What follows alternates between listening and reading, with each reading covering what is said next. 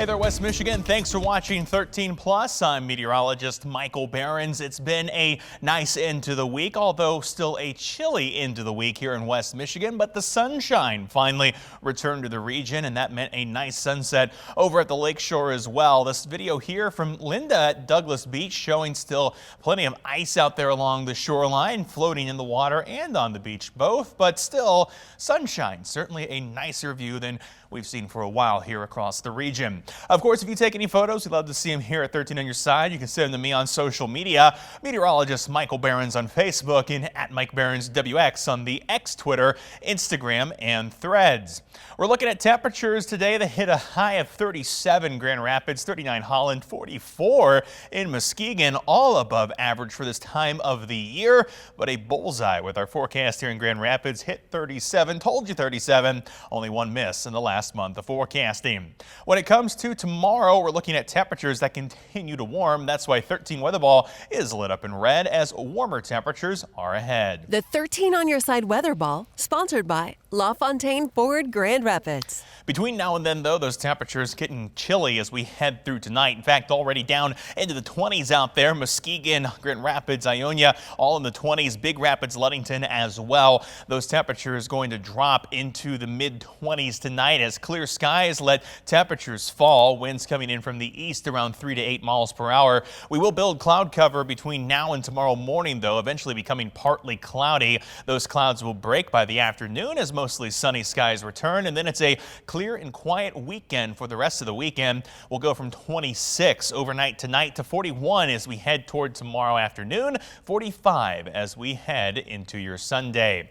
The flood alerts out there, they remain for Comstock Park, Grand River, and for the Maple River at Maple Rapids. Those areas of high water should continue to go down as a dry forecast is ahead. In fact, all the areas out there on our waterways have crested at their peak, continuing downward this evening, getting close to dropping out of flood range. As far as the radar goes this evening, quiet weather across West Michigan and the Great Lakes as a whole. Cloud cover toward our east will start to slide in as we head toward tonight, and that will stop temperatures from falling any further than the mid-20s. The hour-by-hour forecast here shows clouds continue to push in between now and sunrise Saturday. We start off with partly cloudy skies, but after that, sunshine takes over across the region, and we end with a very sunny end of your Saturday. Clear skies as we head into Sunday night with mostly sunny skies again expected as we head throughout the day Sunday. In fact, we have to go well deep into the forecast to find our next chance for rain. That'll be as we head toward Thursday evening of this coming week and into Friday. Rain showers and warmer air push into the region. This will push out as we head toward Friday evening, but behind that comes a chance for some rain and snow as we head toward not this weekend, but next weekend, although I wouldn't expect much of that, if any of it, to stick with temperatures forecast over the next 2 weeks to remain well above average. Speaking of above average temperatures, that's where we find our Saturday. We'll be hanging around in the 40s across the lake shore. Temperatures in the low 40s for our northern zones, with low 40s also expected from Grand Rapids down to Kalamazoo. 13 on your side, 10-day outlook.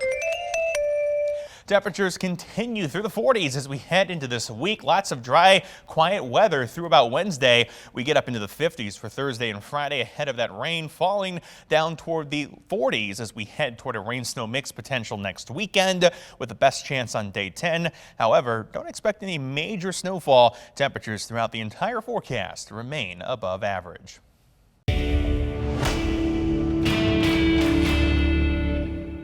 But what this weather did not provide is a shadow or reason to hide. Glad tidings on this Groundhog Day. An early spring is on the way. And you just heard it. Punxsutawney Phil did not see his shadow, therefore predicting that there will not be 6 more weeks of winter, and spring will come early. I think he's been watching our long-term winter outlook. Pretty much falls in line with that El Nino winter.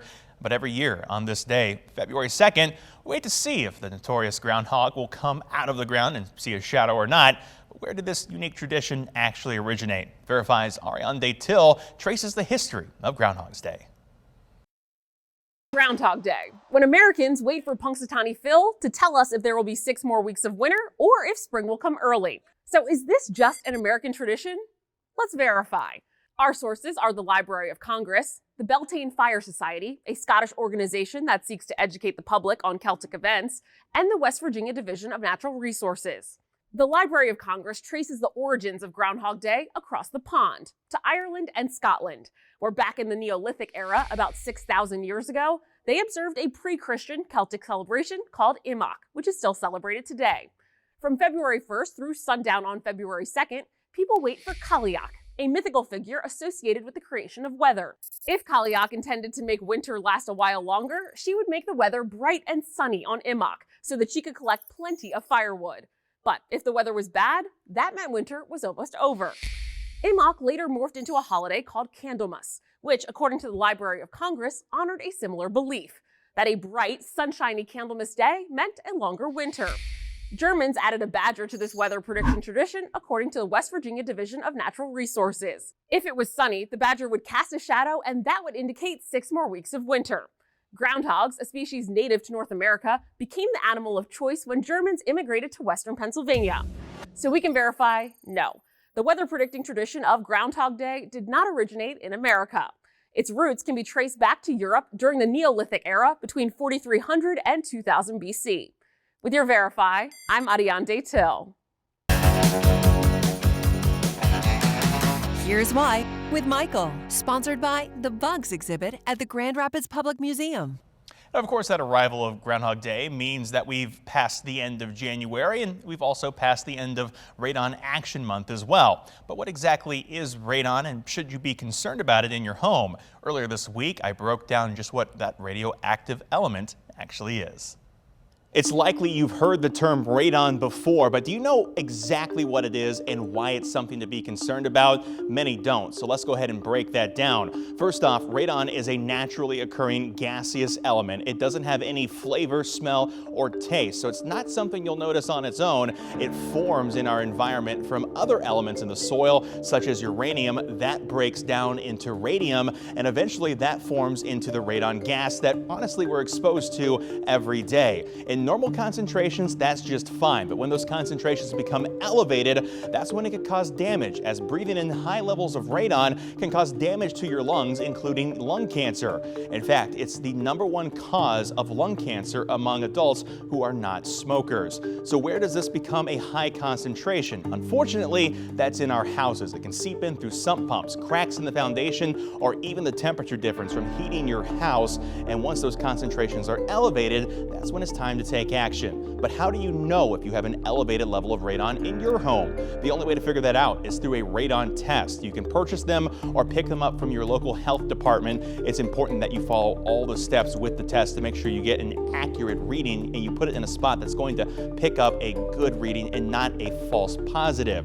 If you test positive, the next step is a long-term test. If you still test positive, you don't need to panic. You don't need to sell your house. You actually need a radon mitigation system. This is a powered vent that will expel the radon gas from your home and return levels to a normal condition. To find out more about radon testing and radon safety, visit michigan.gov/radon. That's where you'll find all the information you need from the EGLE, including an interactive map that will show you test results in your area, as well as all the information you need to go along with it. Reporting for 13 on Your Side, I'm meteorologist Michael Behrens.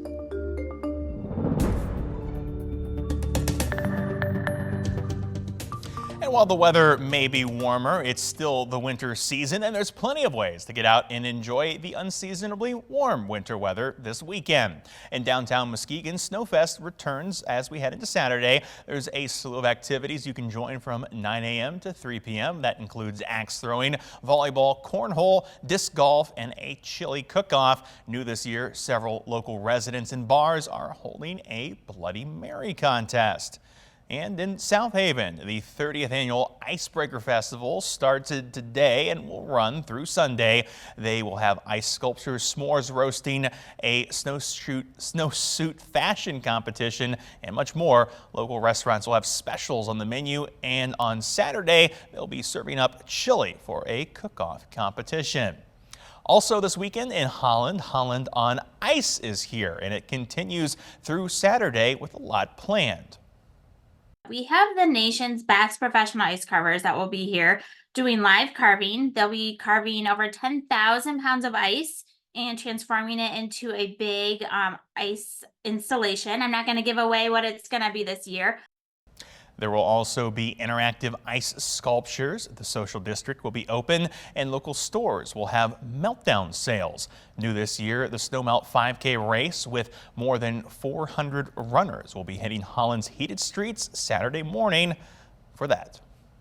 Also continuing this weekend, the World of Winter in Grand Rapids. However, an installation at the festival was damaged this week by visitors who were climbing on the art.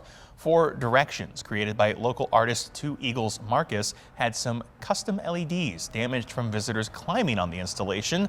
Downtown Grand Rapids Inc. shared a Facebook post by the artist urging people to obey the signage that tells visitors not to climb on the installations.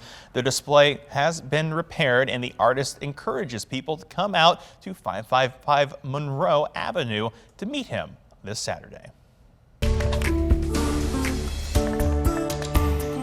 And finally tonight, check this out. You may have noticed that Chief Meteorologist George Lessons has been gone this week. That's because earlier in the week, he was awarded the Charles L. Mitchell Award from the American Meteorological Society Conference.